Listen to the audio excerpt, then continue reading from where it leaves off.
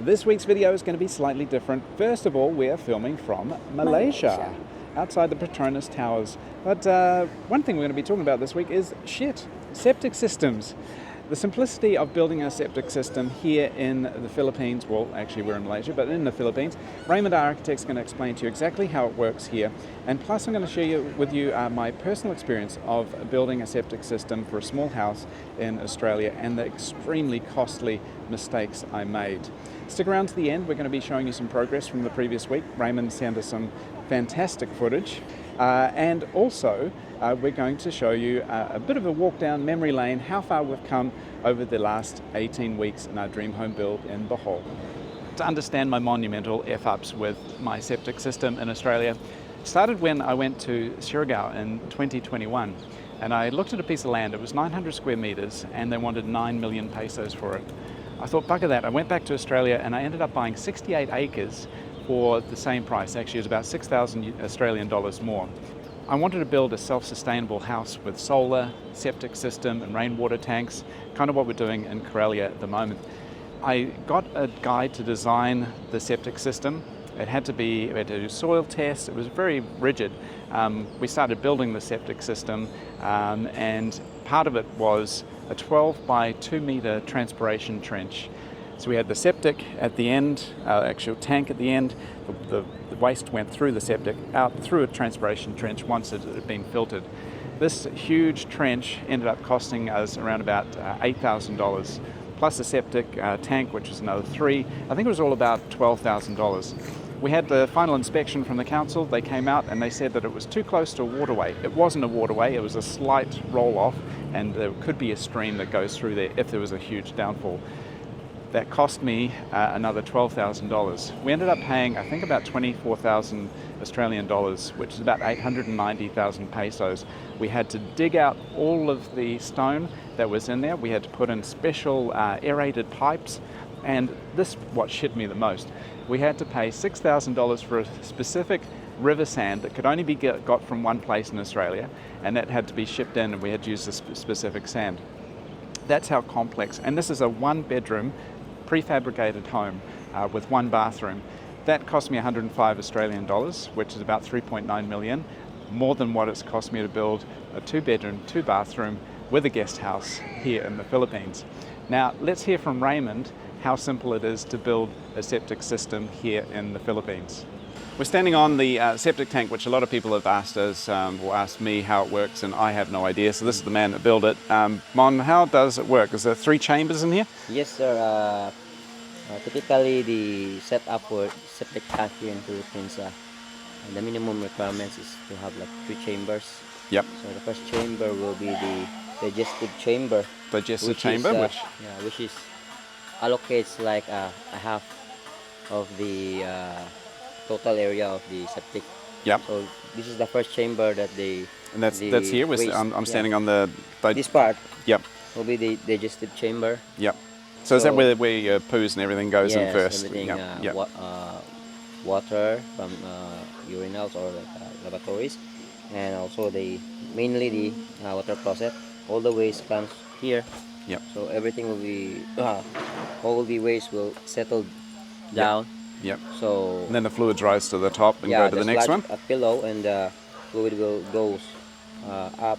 So goes to chamber number 2. And the other, when it's already full, the fluid is already going here at the leaching chamber, which the purpose for this one is to primarily filtrate the excess sludge. Yep. So. And what's in the second one? Is it like sand and stuff, or? Right now, it's just waterproof cement, and just to settle this excess sludge. So there's no filtration. It's just just sits the fluids just sit in the second chamber. Yes. Yeah. And the final one will be the last chamber. So here we provide a 3 sets of basic filtration system, which is the sand, gravel, and the charcoal. Okay. So that when the water will seeps through the soil to the ground, basically it will be filtrated already, Yep. and gives no harm. Okay, so safe to go into this. And where is it going? Where is our It will be shipped to the ground. Yep. Is there So an outlet pipe somewhere or? so in Philippines, uh, usually, like in United States, they have like main sewer line. Yep. Supposed to be all the excess uh, waste will go to that area, but here in Philippines, still need to do uh, developments with regards to the kind of managing the waste. Yep. So right now, we do only it's like a natural uh, filtrating on the mist chamber. So all the fluid will be goes to the ground, but Yep. uh, Where does it escape to the ground though? So we've got the 4-inch pipe. That's the poos coming in down Yes. there that April's just taken some Yes. footage of. And then so where is there a how does it get out? So once it's full, where does the excess fluid get out So, to? this one doesn't have any cement below. Ah, all okay. the So it fluid goes to okay. the ground. I get you. So these two are sealed. That one's not sealed, and it Yes. goes down into the ground. Yes. So the and then this is how deep is this? This is So- 7 foot deep or something. In meters, we usually do like 1.5 to 1.8. Yeah. So- This is at least 1.8. I saw it being Yes, dug out. Yes, Yeah. because we won't by practice we usually don't allow to be dig deeper because we need to create a good environment for the bacteria to digest. Oh, yeah. So if it's too big, Yes. then it Yes, can't. if it's too deep, Yeah. they won't help them to have a good Bacteria. work. Speaking of bacteria, so what about when we use like soaps and detergents and that goes into the septic? Is that going to harm the bacteria? Somehow it will create the effects on their like performance on of the bacteria. So But do we need to be careful about the products that we use, or is people just As use m- whatever? in my practice here, as much possible, all the waste, like for the laboratory, Yeah. has separate chamber, which is we call it a cesspool. Yeah. So in this house, I've made a separate chamber for the waste water.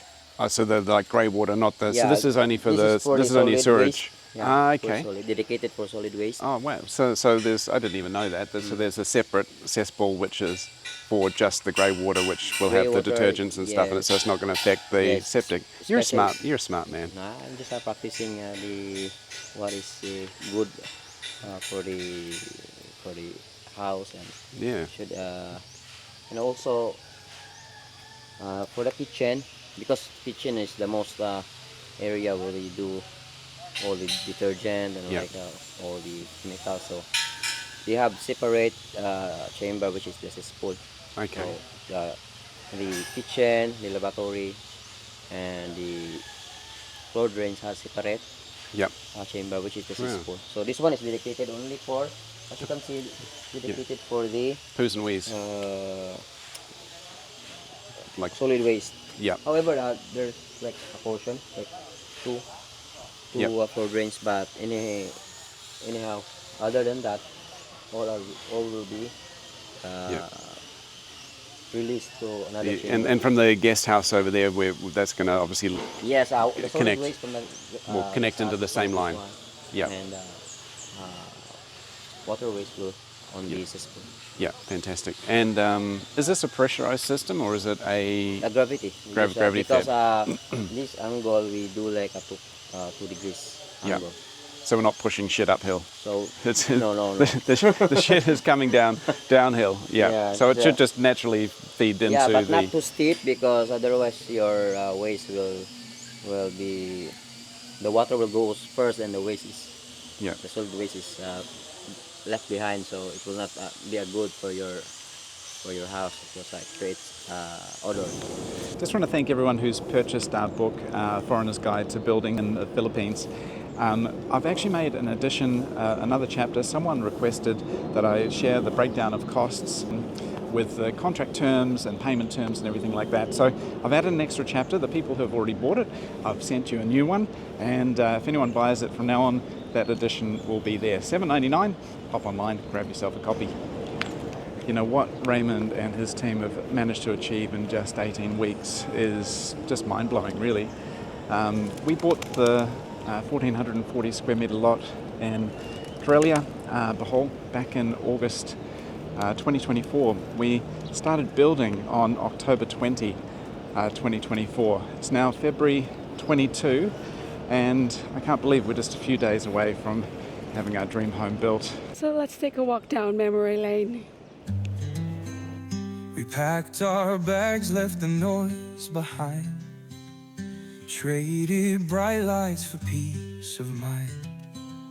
Cebu's rush felt far away as we stepped toward a brighter day.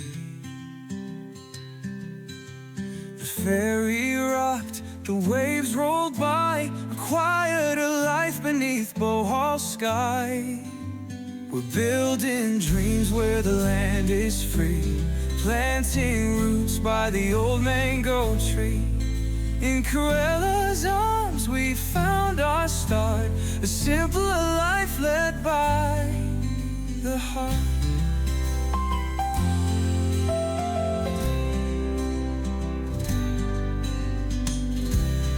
Brick by brick the walls take shape, gardens grow in this sacred space. The chickens call, the soil feels warm. Our hands are busy but our hearts are calm.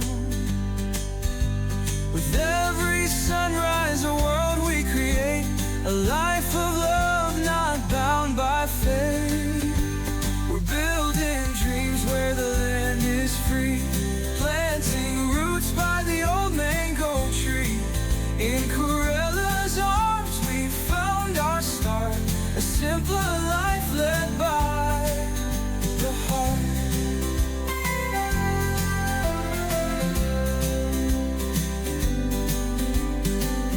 No city horns, just birds in the trees, the hum of bees in the gentle breeze.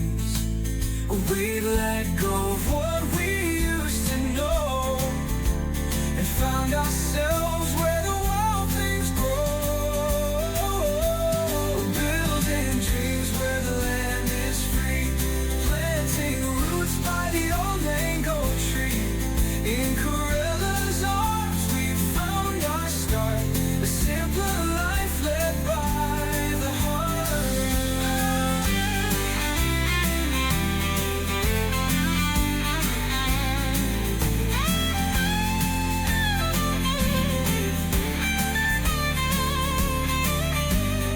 From Cebu's pace to Bohol's grace, we've carved out our own small place, a home of love where time moves slow.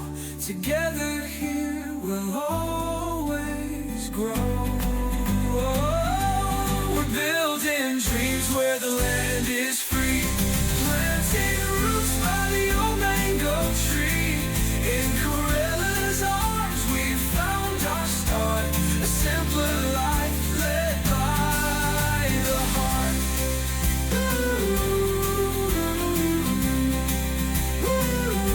From Cebu's pace to Bohol's grace, we've carved out our own small place, a home of love where time moves slow.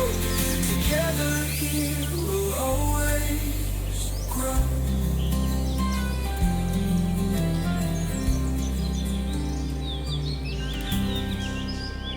So let's take a look in this week's update.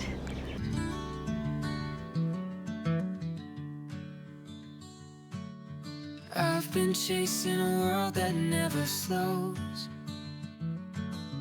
concrete walls and neon glows, but the noise don't fill the space inside. It's time to follow where the quiet hides. I'm Trading in the rush for the rhythm of the rain, the buzz of a city for a simpler refrain. I'm calling out to something deep and true, and now I'm building it with you. Back to the roots where the air is clean, where the days roll slow and the grass is green.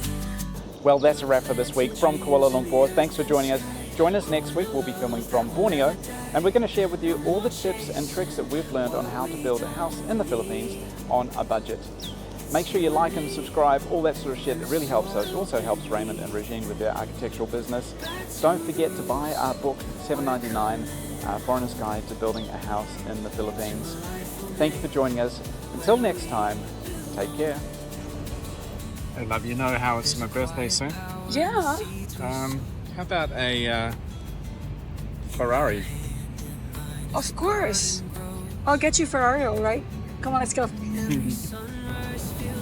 What are we doing here? Huh? Here you go, lah. Ferrari. I insured you for $1 million.